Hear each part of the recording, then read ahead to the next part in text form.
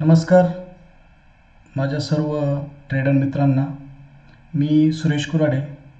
मी मार्केटमध्ये गेली 8 ते 10 वर्ष काम करत आहे आणि 8 ते 10 वर्ष काम करत असताना मी तुमच्यासाठी मार्केटसाठी एक इंडिकेटर घेऊन आलेलो आहे आणि त्या इंडिकेटरमध्ये आपण पाहूयात किती खूप छान छान असे टार्गेट मिळतात आणि हे सर्व आपण पाहूयात. आता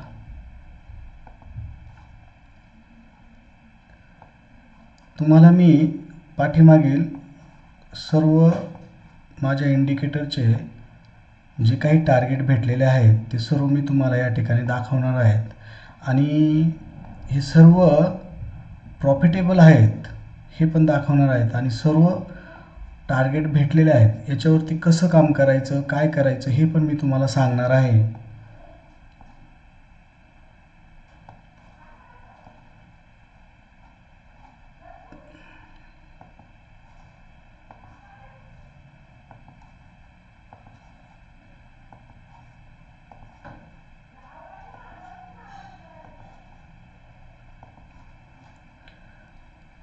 आपण तर या ठिकाणी आलेलो आहोत.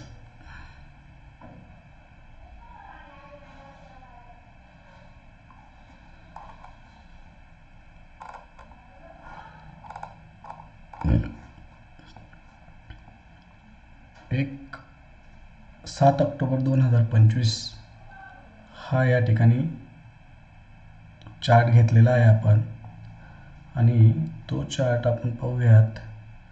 आपल्याला एक मॉर्निंगला कुठेही टार्गेट भेटलेलं नाही आहे. त्याचं रिझन असं आहे की ऑलमोस्ट आपल्याला 6 ऑक्टोबरला या ठिकाणी निफ्टीमध्ये बाईंगसाठी इंडिकेशन आले असणार आहेत. तर पाहूयात आपण.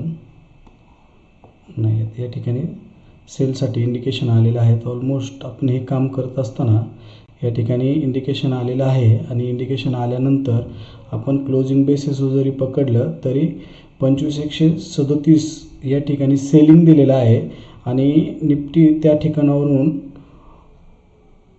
25,99 आलेली आहे. म्हणजे ऑलमोस्ट 40 पॉईंटचं टार्गेट दिलेलं आहे या ठिकाणी. नंतरला बायचं इंडिकेशन आलेलं आहे पण ते 1 वाजता आलेलं आहे, दुपारी 1च्या टायमिंगमध्ये आलेलं आहे. तर 25,180च्या आसपास निफ्टीने बाय सांगितलेलं आहे आणि ऑलमोस्ट निफ्टी फर्स्ट टार्गेट देऊन गेलेलं आहे. 40 पॉईंटचंच टार्गेट या ठिकाणी देऊन गेलेले आहे. आता या ठिकाणी पुन्हा एक सेलचं या ठिकाणी इंडिकेशन आलेलं आहे. तर आपण पाहूया. 1:30च्या सुमारास म्हणजे 14:30च्या सुमारास आलेलं आहे इंडिकेशन आणि क्लोजिंग बेसिस ते कॅन्डलची क्लोजिंग बेसिस जर पकडली तर आपण पाहूयात की 25,153 ह्या 150 ते 53 या ठिकाणी क्लोजिंग बेसिस दिलेले आहे. त्यानंतर फर्स्ट आणि सेकंड टार्गेट पण तिने दिलेले आहेत 25,185 म्हणजे 100 पॉईंटची मुवमेंट या ठिकाणी निफ्टीने केलेली आहे. तर आपण या ठिकाणी काय करायचं आहे, जोपर्यंत आपल्याला ज्यावेळेस ह्या ठिकाणी इंडिकेशन भेटेल त्यावेळेस जास्तीत जास्त फर्स्ट टार्गेट पकडायचं आहे. सेकंड टार्गेट, थर्ड टार्गेट हे तर देतच आहे मार्केटची मुवमेंट जशी असेल तसं. पण ऑलमोस्ट तुम्ही जर पाहिलं तर या ठिकाणी मी पूर्ण चार्ट तुम्हाला दाखवत आहे. मार्केटचे 1 ते दुसरा दिवस सोडला तर साईडवेज असेल तर टार्गेट भेटत नाही किंवा काय असेल तर, पण ऑलमोस्ट जर ट्रेंडिंग मार्केट असेल पुट साईडला असू द्या, कॉल साईडला असू द्या, तर ऑलमोस्ट फर्स्ट टार्गेट या ठिकाणी भेटतं. या ठिकाणी फर्स्ट टार्गेट भेटतं.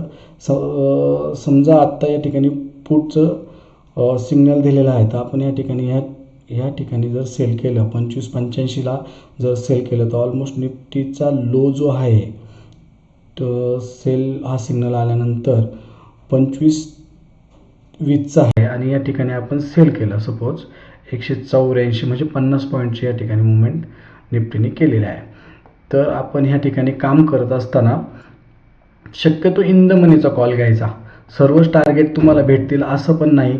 तुम्हाला जर टार्गेटच घ्यायचं असतील या ठिकाणी बाय सिग्नल आला होता, त्यानंतर मार्केट पुट साईडला आलेलं आहे. आपण पाहू शकतो या ठिकाणी पुट साईडला आलेलं आहे, पण या ठिकाणी कुठेही पुटचे इंडिकेशन आलेले नव्हतं. तर नंतरला पुन्हा ज्यावेळेस मार्केट रिव्हर्सल झालं त्यावेळेस फर्स्ट टार्गेट तर निफ्टीने दिलं आहे. त्यानंतर तर अप साईडलाच गेलं आहे मार्केट, त्या साईडला ट्रेंडिंगच होतं, त्यामुळं गेलेलं आहे. ठीक आहे, आता आपण नेक्स्ट पाहूया. आता ही ऑलमोस्ट एक 9:15ची कॅन्डल आहे. शक्यतो आपण एक 9:15 ते 9:30पर्यंत ट्रेड अवॉइड करायचा आहे, जोपर्यंत आपण नवीन या ठिकाणी आहात. नवीन जोपर्यंत यात आपल्याला इंडिकेटर पूर्ण समजत नाही आहे किंवा होत नाही आहे, कसं टार्गेट भेटेल, काय होईल, तर ऑलमोस्ट आपण या ठिकाणी थोडंसं एक 9:15 ते 9:30 वाजेपर्यंत थोडंसं वेट करायचं. आणि दुसरी एक गोष्ट, आपण एक 2:30 नंतर कोणताही ह्या ठिकाणी सिग्नल आला नाही तर आपण या ठिकाणी मार्केटमध्ये एंट्री घ्यायची नाही आहे. सपोज जर 2 नंतर जर कॉल साईडला इंडिकेशन आलं असेल किंवा पुट साईडला इंडिकेशन आलं असेल तर आपण त्यामध्ये एंट्री घ्यायची नाही. ऑलमोस्ट एंट्री 9:30 ते 2च्या दरम्यान ते 2:30च्या दरम्यानच आपण पकडायची आहे. या ठिकाणी हे पहा, या ठिकाणी पण आपल्याला बायचं इंडिकेशन आल्यानंतर बाय टार्गेट 1, पण ते खूप लेट आलेलं आहे, त्यामुळं आपण ह्या ठिकाणी एंट्री घ्यायची नाही आहे. 14:25 म्हणजे 2:30च्याच दरम्यान आलेलं इंडिकेशन आहे, त्यामुळे या ठिकाणी आपण एंट्री घ्यायची नाही आहे. आता या ठिकाणी आपला 90% सेल झाला असेल, कधी 2:45च्या दरम्यान या ठिकाणी इंडिकेशन आलेलं आहे. या ठिकाणी आपण घ्यायचं नाही आहे इंडिकेशन. ठीक आहे, अजून तुम्ही जसं यात काम कराल तसं तुम्हाला या इंडिकेटरचा अनुभव येत जाईल.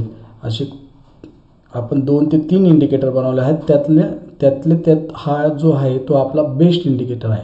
आता या ठिकाणी काल मोठं ट्रेडिंग होतं, त्यात आपल्याला पुटची एंट्री दिलेली आहे आणि आपल्याला एंट्री पण दाखवतं इंडिकेटर.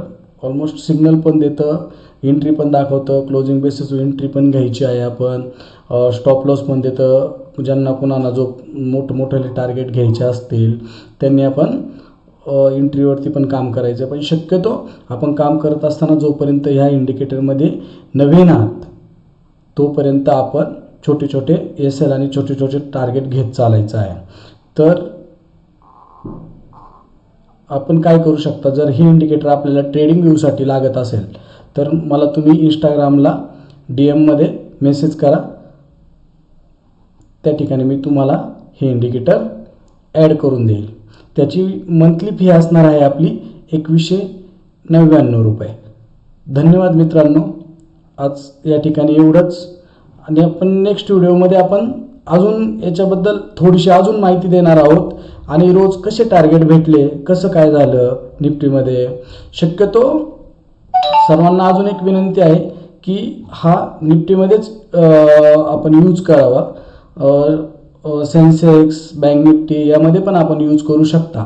पण त्यासाठी काय होतं, सेन्सेक्ससाठी एक तुम्हाला मंथली बेसिसवर प्लॅन घ्यावा लागतो, बँक निफ्टीसाठी नाही घ्यावा लागत. आपण ज्यांकडे विदाऊट प्रीमियम आपलं ट्रेडिंग व्ह्यू आहे, हा इंडिकेटर त्यासाठी यूज होतो आणि तो यूज पण करू शकतात, काही प्रॉब्लेम नाही.